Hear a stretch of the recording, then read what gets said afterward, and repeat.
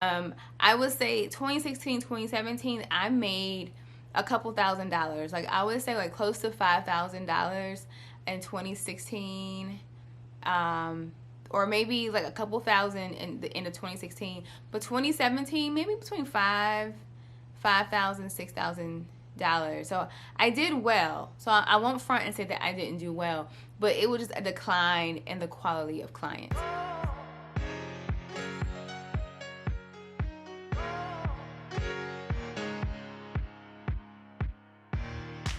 Welcome back, amazing people. My name is Michelle Farley at MichelleFarleyWrites.com, and each week I'll bring to you tips, tricks, and resources all about the fine art of creative entrepreneurship. Now, what is creative entrepreneurship? These are for you, the creatives who are filmmakers, who are t-shirt designers, who are copywriters, anything that you can think of that is creative, that you want to make it a lifestyle, a business. This is the channel for you. So today I want to talk to you about Thumbtack and why I personally decided to walk away. All right, so Thumbtack, if you're not familiar with Thumbtack, it is a platform similar to Angie's List where a potential client needs something done. In this case, since we're creative entrepreneurship, we're going to talk about like something creative. So this could be a potential client who's looking for a graphic designer or a copywriter or a videographer, any of those type of creative niches, right? So what happens is originally when I began using the platform in probably the latter part of 2016, I had some health challenges and was at home and wanted to, I did have some retainer clients, but I also want kind of like these one and done projects as well, just to like kind of stack up my money because things were a little different. So I came upon Thumbtack, and I thought the platform was awesome. I thought it was far more professional, and it had the freelancer in mind when creating the platform. So the fees weren't astronomical. It was basically when you you won the proposal for a project, they would take a small percentage. I want to say it was like less than 10% from that fee, and then that was it. And then everyone goes on to live their lives and all that good stuff, right? So I had a good experience at that time. I had great reviews. People that I worked with were awesome. I did have like one client that I had to go to arbitration with, but for the most part, everyone was amazing. So fast forward a couple of years, and I wasn't using Thumbtack as much regularly as I was before, but I would still use it periodically. And I noticed that things began to change.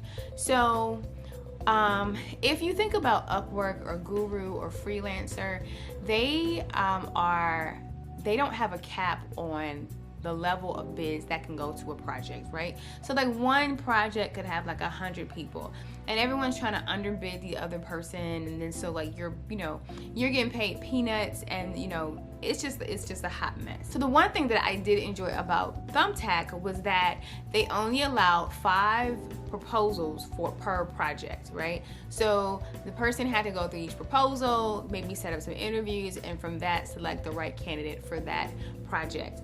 And it was a very seamless process. Well, I want to say maybe 2018 is when things started to change. One, it began to take the limits off of the 5 proposals and open it up to more people. Then it was this whole process of now they wanted to get paid up front, and you had to like buy these credits. So if I wanted to bid on a marketing project of some sort, I would have to pay a certain amount of credits. Now the credit could be like 16 credits, but the 16 credits didn't equal like $16. Like the 16 credits could be like $35 or $50. And so all of this was attached to a credit card or your bank card, your checking account, or whatever, right? So what would end up happening is that if you weren't keeping tabs on it, you could easily run up your bill for like $100 or $200 per week in credits, and the potential client even pulling out because they weren't even really serious about their project. They were kind of getting feelers out. So I want to go back and say that even like the people who were putting like potential like project bids out, They were just trying to get estimates of what that price would be. So a lot of the times of the clients that the potential clients that became clients, they would say, oh, I never even knew that you guys had to pay for my bid. This was just something to get the feelers out and then to go back, and I hadn't planned on making that decision before.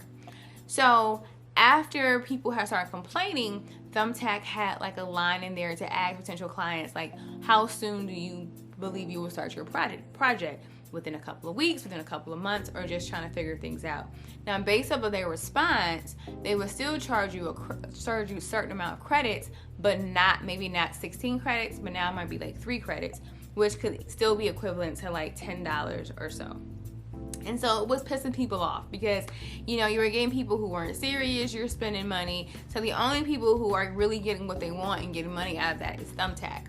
So then Thumbtack changes up their system again and says, hey, instead of credits, we're going to give you the opportunity to set your own budget.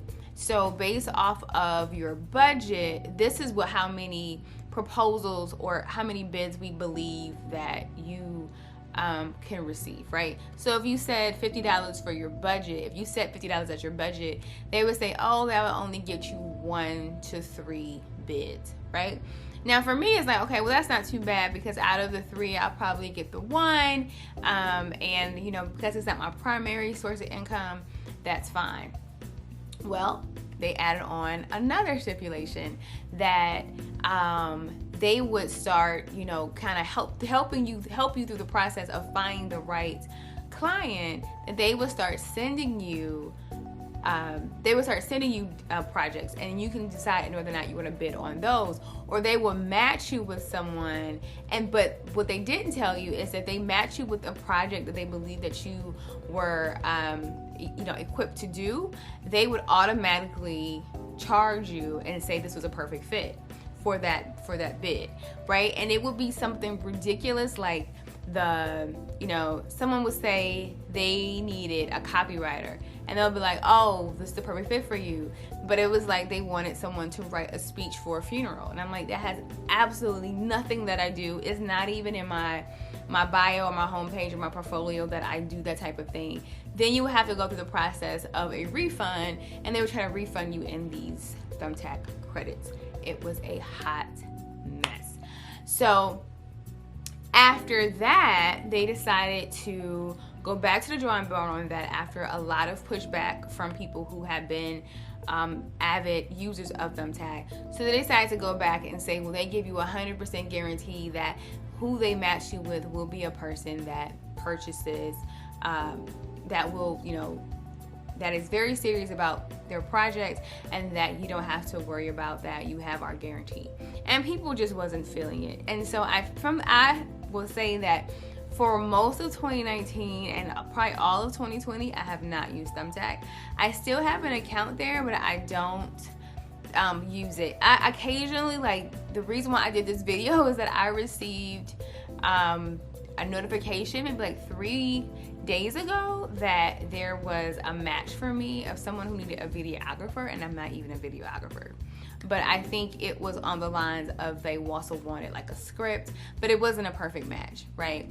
And so they want you to, and then what they'll do now is that if they send you a proposal or send you a potential client and you click on it, then they think, okay, that you've read it, that they'll try to make it seem like, oh, okay, you definitely want to connect with this person.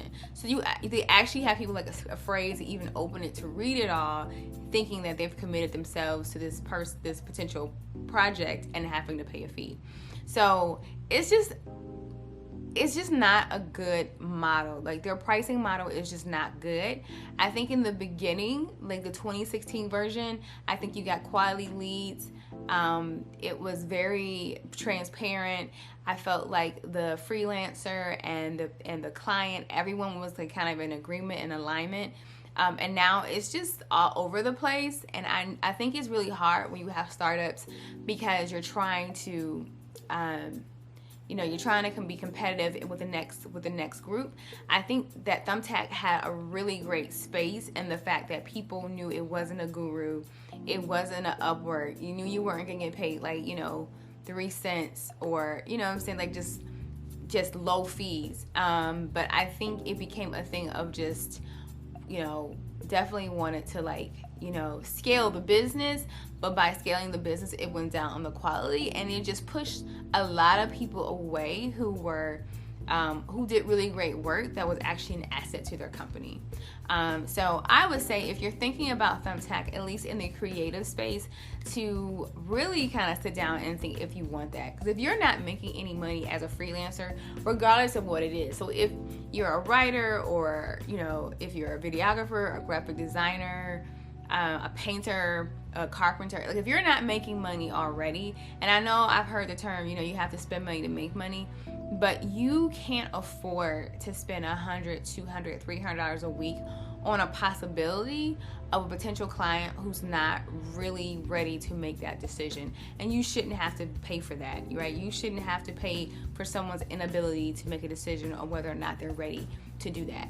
So I would personally just try to not do Thumbtack.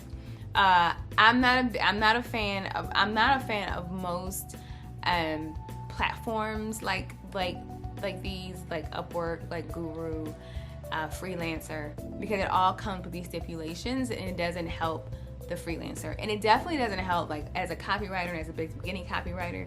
I think people are so hungry to get into the door that they'll just take anything, and I don't think that's the best thing that you could do right now. Okay, so just think about that. Just food for thought. That was my experience.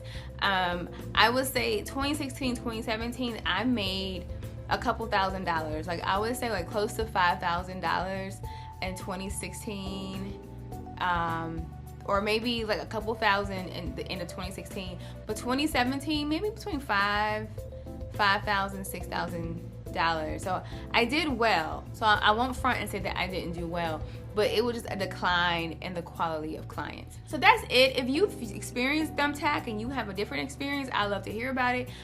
If you've had the same experience that I did, where you just felt like you was being price gouged, let me know in the comments, okay? Again, my name is Michelle Farley. If you enjoyed this video or any of the videos on my channel, please consider to like, subscribe, share, and please comment, because I do enjoy reading the comments, and I'm gonna do a better job of responding within that 24, 48 hour period. But you know, y'all, life is crazy, but please chart it to my mind, not my heart. So again, until the next time we meet, I wish you peace, blessings, joy, love, all that great, beautiful stuff, and we'll talk real soon. Bye.